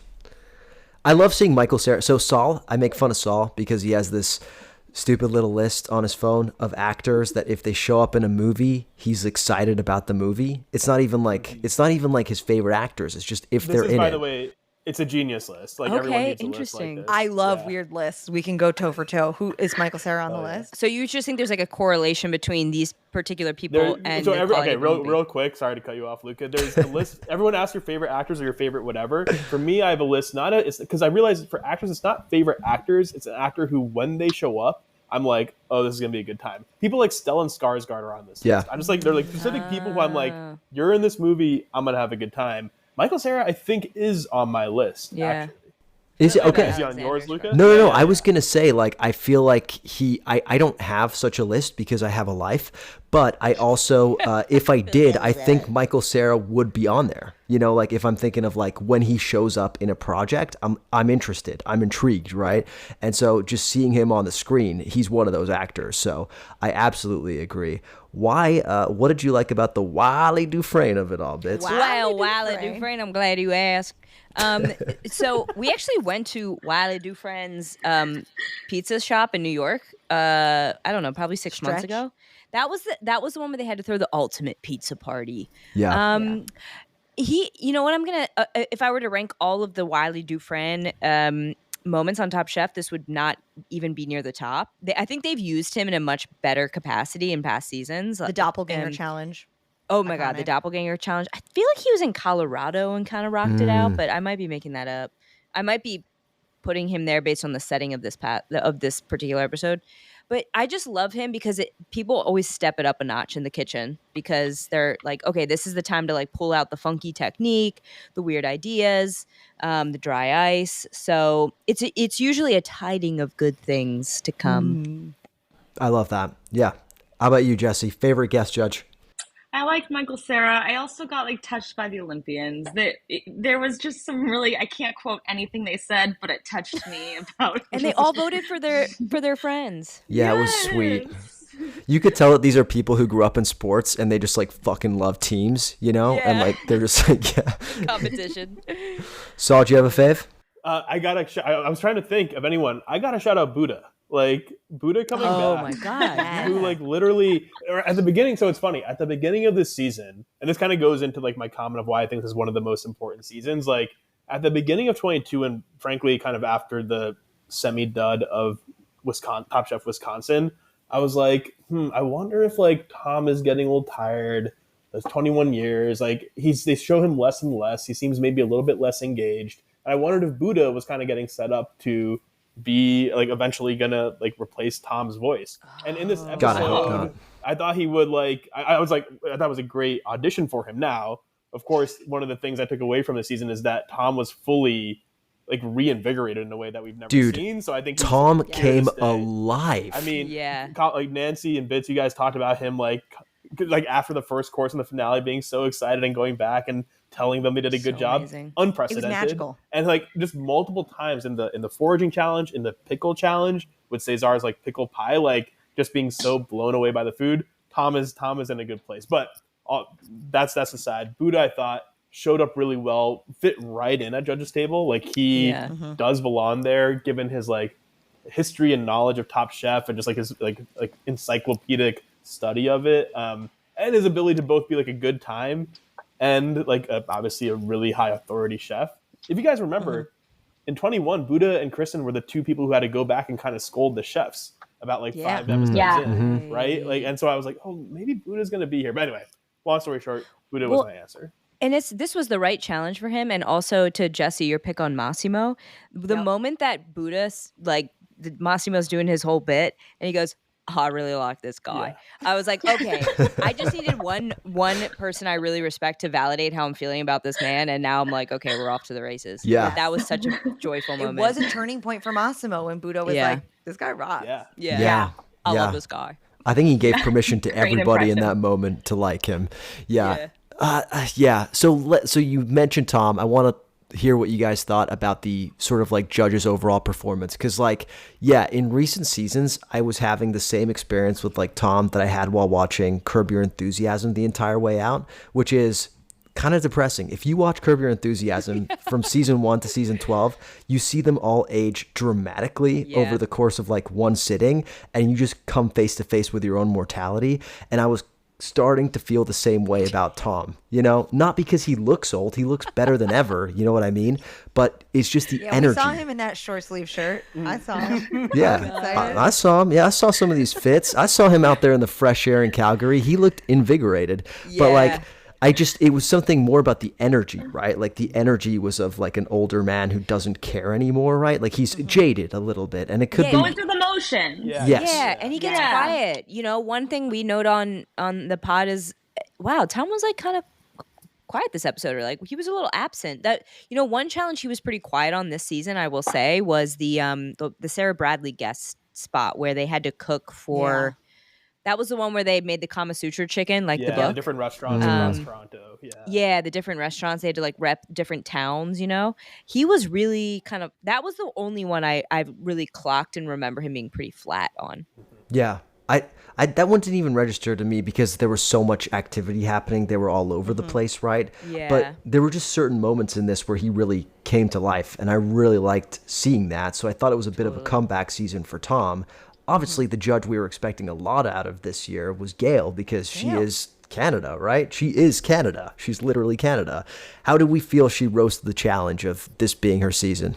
Well, I mean, I felt so bad for Massimo because he had to be like the resident, like explain this Canadian person all season, because they couldn't very well ask Gail to do it. I think she was a good what's it called? Like stability. I don't think there was more given or less given. She was a good marker in the middle. Yeah. Yeah. Maybe grounded because she was on home turf, we can say. Yeah. Yeah. She actually seemed more excited to be in Italy than to be in Canada to me. I don't know, personally, but that's just me personally. How about Kristen? Obviously, second season of Kristen. I think she's great. I think she is so passionate. She is so supportive. The fact that she breaks into tears also every single end of the episode at judge's table, because she can relate, but it's in a duality. It is in a authority figure, but it also is in a we are equals and we've gone through this together, and I know where your journey is going to lead way. So I love her, and her fits are just great. Yeah. Shout out Charlotte Rose Coleman. I'm going to ask a controversial question. Feel free to shut me down. Are there too many tiers? No. Are there too many? Oh, tiers. Sorry. I was thinking of like a tiered system. I was like, what? You know, it's okay. Sorry, Nancy, you were going to say something? I think it's fine. I think it's genuine. I don't think it's overkill. Like she doesn't, I think it's fine. And it does lean towards the later season, right? When they have it's when when it's like we've closer developed and higher relationships. stakes, You know these right? people. Like that's when she like, because we also know that she possesses the ability to be like, get your shit together. Like it would be one thing if she were just a ball of tears all the time and a total softie. So true. But we know that the tears come from, they're not, as Bits and I like to say, we live in hyperbole. Like Kristen is very level. She knows when to give critique. She knows when to give praise. And so if she's moved to tears by something, I buy it and I don't mind it. Yeah. And I love all the moments of kind of single, like one brainness that she experiences with Tom. I think it was like the beef and berries challenge where Kristen made some comment and Tom was like, I was just thinking that. Yeah. Like they really are kind of, I really appreciate her appreciation for the full spectrum of what food can be, even to junk food. Like even when things remind her of like a shitty frozen pizza, like she's into it, you know? So I like that full roundedness. I also feel like to the earlier conversation we were having on like, does it feel like there's more product placement this season? I actually think that maybe Kristen being the host and being sort of the mouthpiece of this promo might have something to do with it, just because she's taking a little bit of a different, you know, her tone and delivery is very different from Padma. Padma was like very like not monotone, you know what I mean? But like super dry. There wasn't a lot of like one note up and down to her, you know, not a lot of superlative. Yeah, super one note. And so like you kind of tune it out to an extent because it kind of sounds like everything else she says. And I think sometimes Kristen, there's like a cleaner break when we're talking about a sponsorship. That's interesting. It's just like Padma's better at just like incepting the sponsorship into our brain because she doesn't break. Yeah, we didn't even I realize actually think it. there's something real to that, Bits, because Padma, like as a model, I think Padma has been a spokesperson just more than Kristen Yeah. probably. Like you get hired for. I don't know this for a fact, but I'd be willing to bet. Excuse me, that Padma like has just more almost practice and like expertise and like here's how you present the like as a TV presenter now, whereas Kristen is much newer to that game. Yeah. I think it's a good observation. I think it's probably It's changing. I was walking around Pasadena yesterday, and she's the face of Allbirds, or one of those shoe companies. So she'll get into it. Yeah, she's also going to be on The Traitors next season. Oh yeah. Cannot wait. I am so excited to have Cannot someone wait. from Top Chef on The Traitors. Like, this is the recognition we do. The community. Yes. Honestly, it is. It kind of is. I would put having the host of Top Chef on the same level as the sort of level of, I'm doing a head nod motion between the James Beard Foundation and Top Chef this season. Equally important from a representation and from a culture visibility perspective. Like, I talk about this all the time. Top Chef is like a weird black sheep in the Bravo universe in that it's like totally separate from all of its other content. And the fact that they are elevating it, because Bravo gets like, a finite number of people to throw onto Traitors. The fact that she made it past muster and like did it is huge for the community. And I am so proud as a Top Chef fan to see her on that stage. I hope it brings more people to the Top Chef universe. And I hope she fucking crushes it. Oh my God. I can't decide if I want her to be a traitor or faithful. I can't decide. Maybe we'll have to start a traders pod, companion pod. Who knows? Oh, it's happening. Yes. Oh shit. Okay. Well, hey, last topic I want to talk about was where this season ranks overall. Before we get there, though, I wanted to talk about the changes in formats that they rolled out last year to see if you guys thought any of those changes actually played out better this year. Saul, I see you shaking your head. It's my only kind of nitpick for the season. The main changes here being that elimination challenges are what give you immunity the following week. That's one. Halfway through the season, they decide quick fires are also included in the elimination judging. I think it's really those two main things. Basically, quick fire immunity no longer applies. Quick fire applies. It is one elimination, and then quick fires also become part of the elimination judging. I think both these things. Also, as someone who also watches old seasons when the new season's going, I miss the structure of immunity at quick fire, and then elimination forward. And I also the quick fire consideration at elimination in like the last 4 or 5 episodes.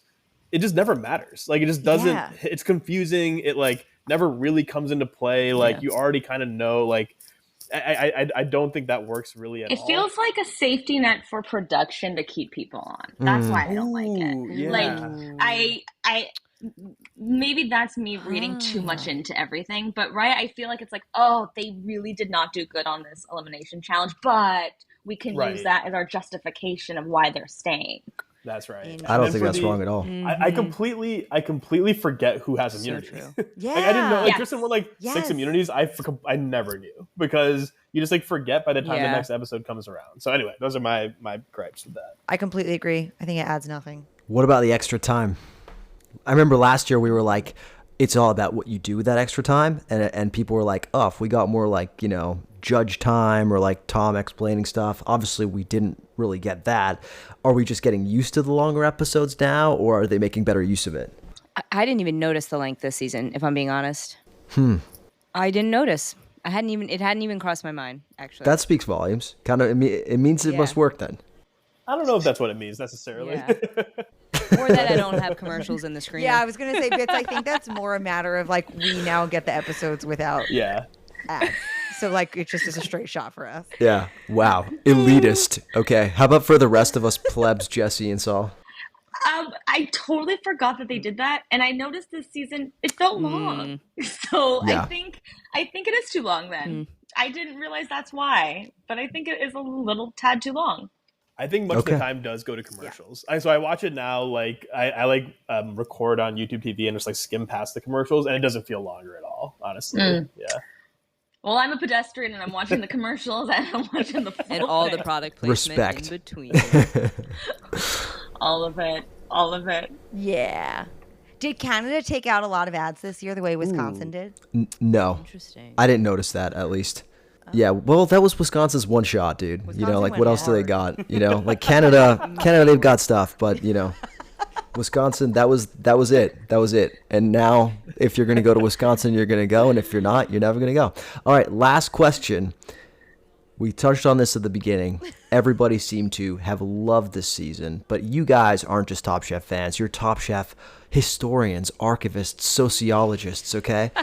There's been 22 seasons of this shit, including, and not including Top Chef Just Desserts, Top Chef Masters, all the other stuff, right? Where does this season rank all time? And you can give me a percentage, you can give me top 10, top 5, however you wish to splice it. I mean, Top Chef Just Desserts will always be top of that list. R.I.P. Johnny Uzzini. No one can beat that. I think I'd say top 5 for sure. Probably top 3, but I am not on my game enough to really parse that out. But this was an A+ season. I think it's a top. I don't know what number we're going to, but I would say I was like 5, 10, 90%. But I think we're in the top because of the contestants this season. I think we're going to continue to see this batch, not only on All Stars, but I bet you on other franchises and campaigns and everything. I think everybody this season was top tier. Yeah, this group's getting a lot of airtime in the I think TV food space. Yeah, Lana was just written up in the New York Times. I was about to mention that. For what? Huge. I think For Juneteenth, like Black recipes, I think, right? I'm not miss. Yeah. Yeah, I mean, I 100% agree with Jesse. Like, I feel like these people are going to be in the Top Chef universe for a long time as returning judges, as returning contestants. There has not been a season that I can think of where I was rooting for every person that made it to the finale. Like all 4 of them, I would have been happy to see win. So for me, it's definitely a top 3. But is there recency bias? Of course, but the caliber, the kindness, it's just really fun to see nice people succeed. Yeah. Yeah. I think I would have to go top 3, maybe top 4 as well. I think, look, and I would even nudge it up because of that historic significance and importance. This is the second Black chef to ever win Top Chef. Yeah. Does anyone remember the first? Do you guys know what the first is? Can't put us on the spot like this. I thought it was the first second, Black person. It wasn't what season Gregory. Was it 3 or it was an early season? It was, I think it might have been 5. It was Top Chef DC, Kevin Sprague. Right. I think if I'm pronouncing it. Yeah. Oh, yeah. There's been a lot of close content. Like Gregory Eric Gourdet. Adjepong had a great run. Yeah. Right? Was finale. Really unjust finale loss for Eric, and then Gregory and stuff like that. So I think it's significant from that way. I think it's the first iconic season under Kristen Kish, which is important, right? Like Padma becomes the face of the Top Chef because she's been on the show for so long and she's Padma. But also, you need the contestants on the show to also make that history for you. And I think this is the flagship show for Kristen.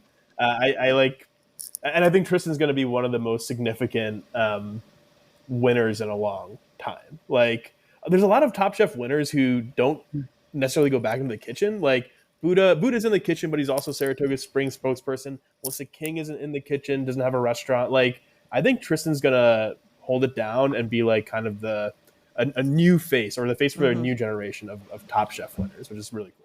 Or if they do go back in the kitchen, the restaurants don't last that long. I'm not going to name names, but it's just saying it's top of mind this week. But I think you guys are all right. This was the season I have enjoyed watching the most in a very long time. I have a very low bar for enjoyment. I can enjoy, especially on TV. I am the easiest person to please. I liked the Houston season. I like them all. I don't really. I'm not that hard to please, but this one really hit, man. And I think it's because of the characters. Massimo alone just made it so worth watching for me. And then everybody else, right? Even people that I didn't like as much, I still was deeply invested in their journey. You know what I mean? It was they all had such compelling journeys, and it really did reflect in the food. We've had like chefs in the past who have interesting stories, but then they go and cook and, you know, they can't really find their feet. Here, just about everybody found their feet or was really close to finding their feet when they went off. Like I'm thinking about Vinny, right? Like Vinny is someone I would like to see come back in All-Stars because I think he's got the chops. I think he was just about finding his voice, and he kind of didn't really get the chance to show it because he was kicked off relatively early. Yes. I mean, not to mention Katiana Hong, who went on a real run in Last Chance Kitchen. I think we'll see her again. I think Vinny's a great shout. Yeah, like it was just a great season of characters, and like I think you're totally right, Jesse. We're gonna see these people again and again. Yeah, I know. man, I feel like we should sit around and sing "Kumbaya" around a fire. It's just a really good feeling discussing the season. Yeehaw, Yahoo! It's "Kumbaya," of course. Actually, I gotta say, I want to say one thing real quick, which is compliments to the chef. That's really kind. Yes. You guys crushed it this season on your show. I think you guys are like really like launching into maybe becoming the Top Chef companion podcast. Like, if you could be so kind. like, you did a good job. You can see it in like the interviews you guys get and the comments you get on your posts. It's really cool. Everyone who likes Top Chef should go follow them. I have to share real quick. I recommended you guys to my boss, who is a Top Chef fan, and like after like a couple weeks, I think she described it like this: full parasocial with you guys. Like I would get texts.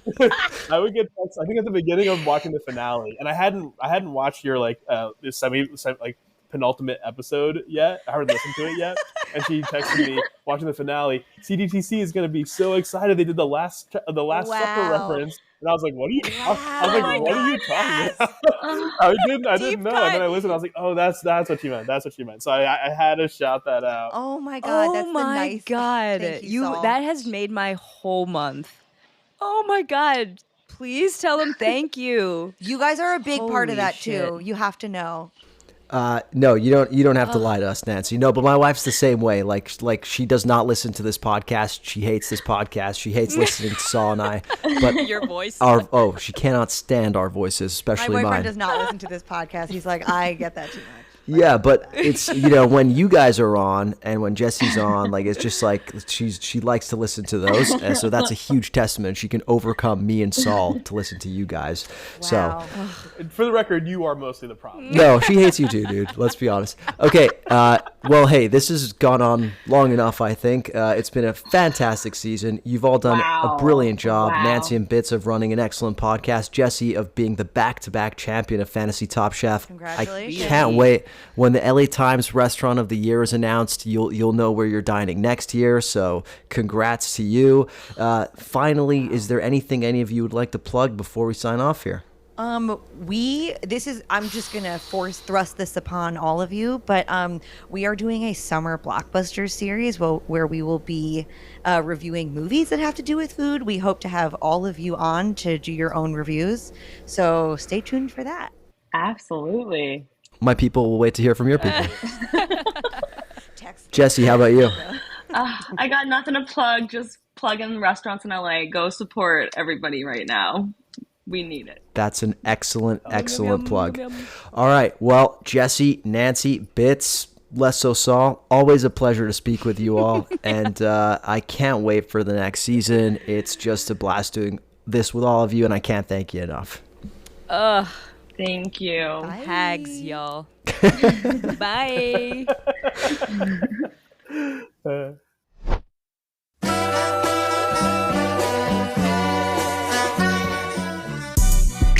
Thanks for listening to another episode of the LA Food Podcast. Thanks to our guests today, Bill Addison, Nancy De Silva, Bits Nicholas, Jesse Evans, and of course, the scoundrel known as Father Saul. If you like what you heard here today, dear listener, be sure to go wherever you listen to podcasts and leave us a rating, review, subscribe. Seriously, it all helps so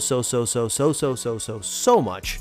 We'll be back next week with another episode, but if you're looking for me in the meantime, you can find me on TikTok, Instagram, Threads, YouTube, and even our website at the LA Countdown. That's TheLACOUNTDOWN. You can also find us at acquiredtastemedia.com and at It's Acquired Taste on Instagram. finally, I'd like to leave you with the trailer for our brand new podcast, Let It Rip, a companion pod for FX's The Bear. Here it is.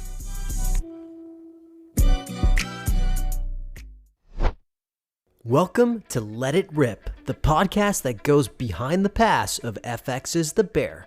I'm your host, Lucas Servodio, food obsessive, chaos enthusiast, and unofficial member of the Bearzato Brigade. Every week, we're breaking down 2 episodes of The Bear, the meltdowns, the mise en place, the heartbreak, the hospitality, and yeah, the occasional existential crisis in the alley behind the restaurant. Joining me on this journey are Father Saul, my co-host on the LA Food Podcast and self-proclaimed TV expert, as well as Nancy De Silva and Bits Nicholas, the brains behind Compliments to the Chef, the hottest companion podcast for Bravo's Top Chef. Together, we're diving deep into the service, the storytelling, and all the little details you missed while screaming, "Yes, Chef," at your TV. So whether you've worked a line, waited a table, or just love watching Carmy, Spiral, and IMAX close-up, we got you. New episodes drop weekly Tuesdays and Thursdays. Follow Let It Rip wherever you get your podcasts, powered by Acquired Taste Media. Let's get into the weeds. That's a good thing, right?